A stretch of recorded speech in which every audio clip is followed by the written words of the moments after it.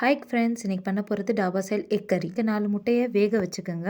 4 வெங்காயத்தை எடுத்துக்கோங்க, சின்ன சின்னமாக நறுக்கி வச்சுக்கோங்க. அப்புறம் சைடில் வந்து மிக்சியில் தக்காளி, இஞ்சி, பச்சை மிளகா, மல்லிப்பொடி, மஞ்சப்பொடி, அதுக்கப்புறம் மிளகாப்பொடி, தயிர், அதுக்கப்புறம் முக்கியமானது வந்து நீங்கள் வந்து இதோட தண்டை எடுத்துக்கோங்க, கொத்தமல்லி தண்டை. நல்ல பேஸ்ட்டாக வந்து நீங்கள் அரைச்சி வச்சுக்கணும். அதே மாதிரி சைடில் வந்து வெங்காயத்தை வந்து சின்ன சின்னமாக நறுக்கி வச்சுக்கோங்க. இஞ்சி, வெள்ளைப்பூடு, பச்சை மிளகா தனியாக வந்து நீங்கள் நச்சு வச்சுக்கோங்க, இது தனியாக. அதே மாதிரி மல்லிப்பொடி வந்து 1 ஸ்பூன் மல்லி எடுத்துக்கோங்க, 1 ஸ்பூன் வந்து நீங்கள் மிளகு எடுத்துக்கோங்க. அதுக்கப்புறம் ஏலக்காய் எடுத்துக்கோங்க, 5 ஏலக்காய். இதை நல்லா பொடியாக்கி வச்சுக்கோங்க. இதுதான் மசாலா.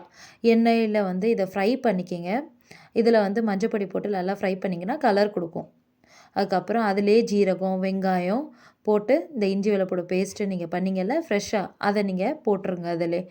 அதுக்கப்புறம் நீங்கள் வந்து எல்லா பேஸ்ட்டையும் போட்டு நல்லா வேக வைங்க. எண்ணெய் மேலே வர்ற மாதிரி நல்லா வேக வச்சிடணும்.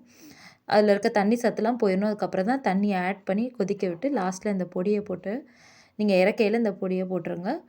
அதுக்கப்புறம் மேலாப்பில் கொத்தமல்லியை வந்து நீங்கள் தூவி விட்டுருங்க. ரெடி ஆகிடுச்சு கைஸ், என்ஜாய் பண்ணுங்கள். பாய். லைக் பண்ணவும் சப்ஸ்கிரைப் பண்ணவும் மறந்துடாதீங்க. ஓகே கைஸ், இது சப்பாத்தி கூட நல்லாயிருக்கும், ரைஸ் கூடயும் நல்லாயிருக்கும். என்ஜாய் பண்ணுங்கள். பாய்.